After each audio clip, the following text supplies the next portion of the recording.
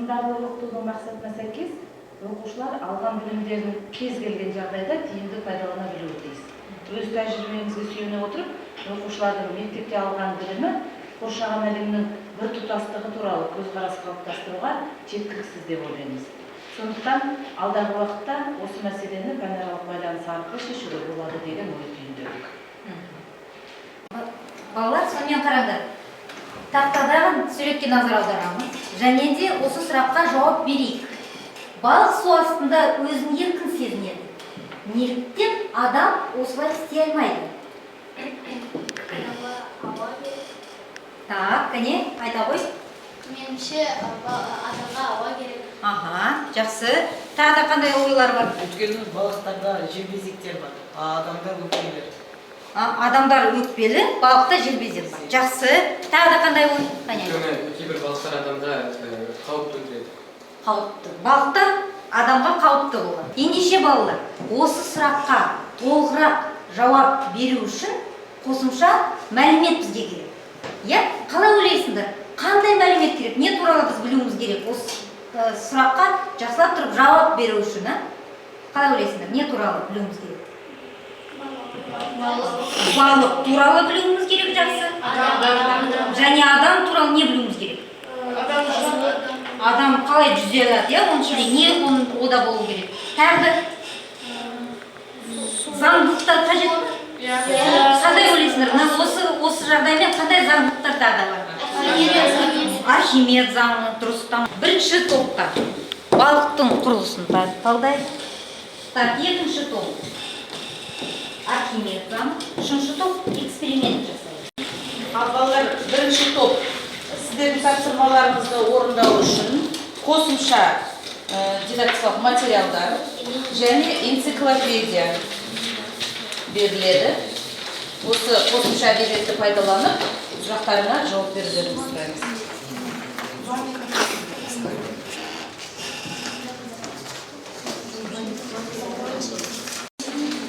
Не қараңдар. Эксперимент жасау арқылы сүйектің қысымы оның биіктігіне тәуелді екенін дәлелдеңдер. Сендерге міне осындай материалдар берілді. Істеп көреміз.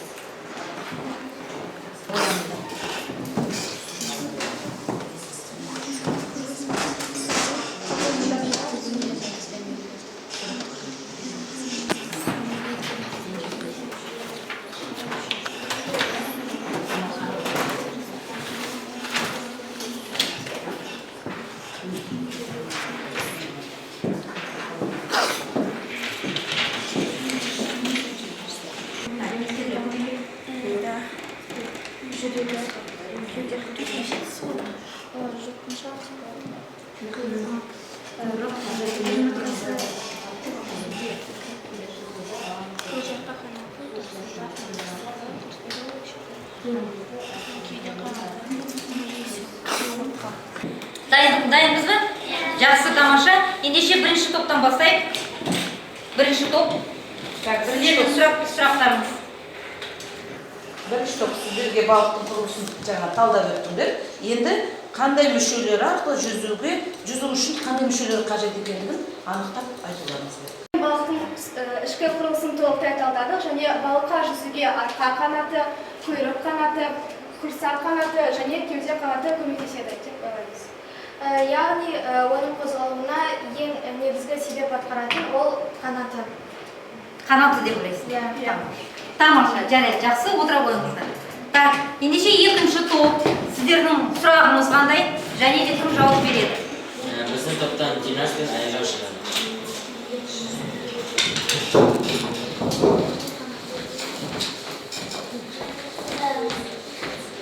Негізінде Архимед оған бір күні Сиракуз патшасы Гиерон Архимедке таждың тазалығына немесе күмістің қоспасына жасалған анықта деп айтты. Оны Архимед көп ойланды да таба алмай бір күні су толтырылған ваннаға кірді де Эврика деп айғайлап, осының таждың тазалығына жасалған қалай табу екенін тапты. Тамаша. Сен қосағың қандай? Сол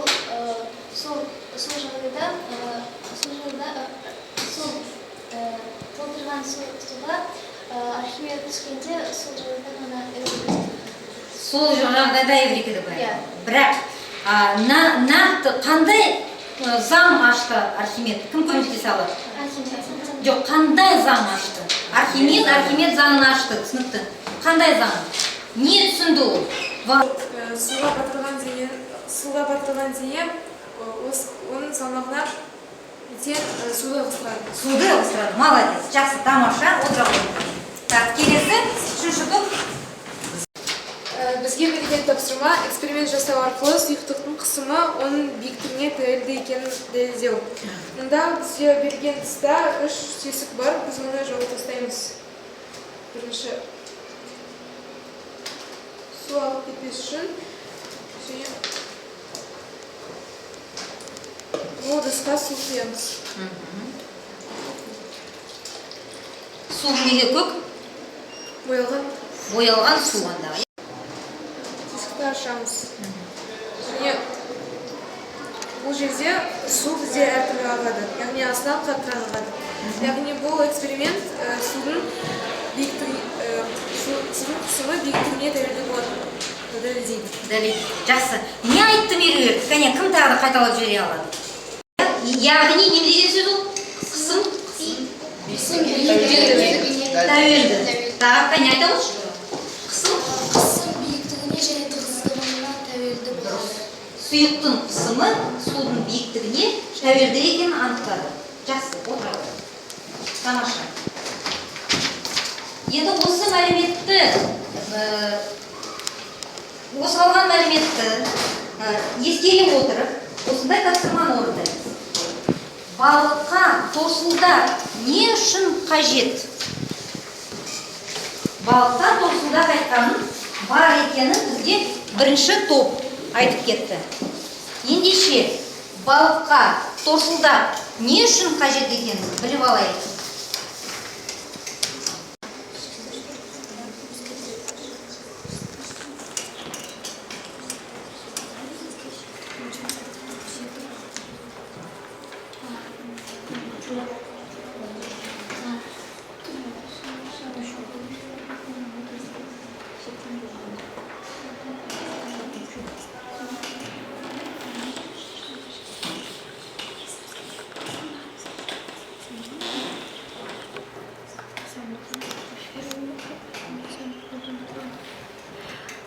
Ығыстырылған судың салмағы балықтың салмағына тең болады. Мәліметті оқып алсаңыздар, мәліметтің астында сұрақтар бар. Білесіз сұрақтар. Сол сұрақтарға жауап береміз. Бірінші топпен талқылаймыз. Сонан кейін жауаптарын толтырып, бізге жауабын береміз.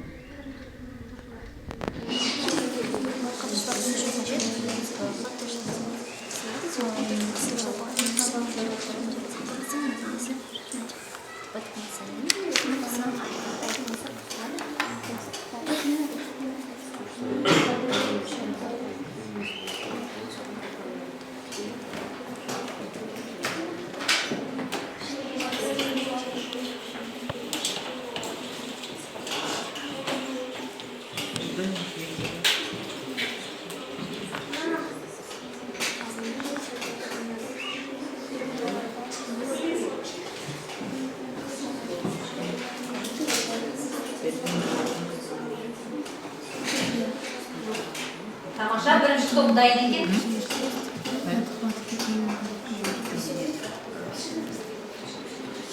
Жауап береміз.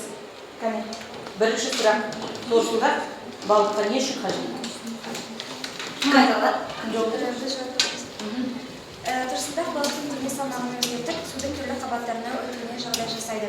Себебі судың сол қабатында балықтың ығыстырған судың салмағы балықтың өз салмағына тең болады. Жақсы, тамаша. Екінші сұрақта айта алады. Берілген мәтіннің қай бөлігінде Архимед заңы қолданылған? Не болған балық судың бетіне жақындаған сайын торсылдақтың ішіндегі газдың көлемі ұлғаяды да ол балықтың меншікті салмағын азайтады. Осыдан балықтың судың бетіне қарай ығысуы күшейе түседі. Күшейе түседі деп ойлайсыңдар, иә? Екінші сұраққа басқаша жауап бар дейді, иә, Нұрсұлтан? Қане? Торсылдақ балықтың дене салмағын өзгертіп, судың түрлі қабаттарына өтуіне жағдай жасайды. Себебі судың сол қабатында балықтың ығыстырған судың салмағы балықтың өз салмағына тең болады. Қай жері мына жерде Архимед заңы туралы? Ығыстырған су. Толығымен айтсайшы сол жер. Ығыстырған судың салмағы балықтың өз салмағына тең болады. Тең болады екен, иә? Жақсы, тамаша. Және де үшінші сұрақ? Үшінші сұрақ қай жерде? Ал айта ғой. Торсылдақтың көлемі артады, себебі балыққа түсетін қысымы азаяды, иә? Торсылдақтың көлемі кемейді, себебі балыққа түсетін қысым азаяды, жоқ. Және де торсылдақтың көлемі артады, себебі балыққа түсетін қысым артады, жоқ. Жоқ деп ойлайды. Келісеміз бе? Басқаша деп ойлайды, қане? Торсылдақтың көлемі артады, себебі балыққа түсетін қысым артады. Артады деп ойлайды. Жақсы, көрейік қақсың. Дұрыс жауаптар. Келесі, соңғы? Төртінші сұрақ. Балықты денесінің тепе-теңдігін қамтамасыз ететін гидростатикалық мүше ол торсылдақ. Торсылдақ деп ойлаймыз. Басқа не бар ма бізде? Басқа жауап жоқ деп айтады. Ендеше тақтаға назар аударайық және өзіміздің жаңағы берген сұрақтарға жауаптарымызды тексерейік. Сонымен бірінші сұрақ. Балыққа торсылдақ не үшін қажет? Не үшін қажет? Айта ғой. Торсылдақ балықтың дене салмағын өзгертеді және судың әртүрлі қабаттарынан өтуге мүмкіндік береді. Мүмкіндік береді екен. Жақсы, тамаша. Екінші сұрақ. Так, сендерде дәл солай болды ма? Иә, осындай болды. Так, екінші топтан қане. Балықтың ығыстырған судың салмағы балықтың өз салмағына тең болады. Ал кімнің жауабына сәйкес келді? Үшінші топтан. Сендердікі және? Иә, дұрыс, Нұрсұлтанның тобы, иә? Жақсы, тамаша. Үшінші сұрақты кім оқып береді? Оқып береді. Оқып береді, оқып.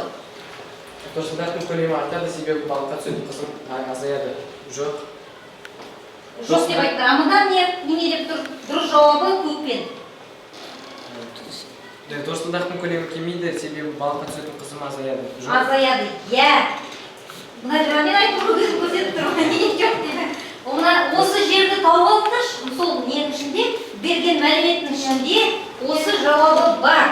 Тауып алайық, және сол жерді сызып қойайық. Себебі осы сұраққа жауап берген кезде көбірек қате жіберілді, иә? Тауып алыңдар сол жерді. Және сол жерді сызып қойайық.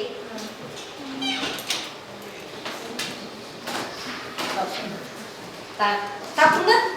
Так, тапты. Нұрсұлтан тобы тапты. Ал қайсысы екен сонымен дұрысы? Кәне, оқы ғой, Диана. Дұрысы қайсысы екен? Ал балық жоғары қабатқа көтерілген кезде оның денесін түсірген судың қысымы азаяды да торсылдақ көлемі ұлғаяды. Сонымен бірінші сұрақ, төртінші сұраққа жауабы бірінші. Сонымен ол торсылдақ болып саналады, иә? Гидростатикалық мүшесі ол торсылдақ. Тамаша, ендеше балалар, жаңағы ең бірінші сұраққа біз ең бірінші қойылған сұрақ, балық су астында өзін еркін сезінеді. Неліктен адам осылай істей алмайды? Не қоса аламыз? Кімнің торсылдағы? Адамның торсылдағы. Балалар, енді мынадай сұрақ. Барлық балықтарда торсылдақ. Шеміршекті балықтарда торсылдағы болмайды, сондықтан олар судың түбінде жүзеді. Тамаша.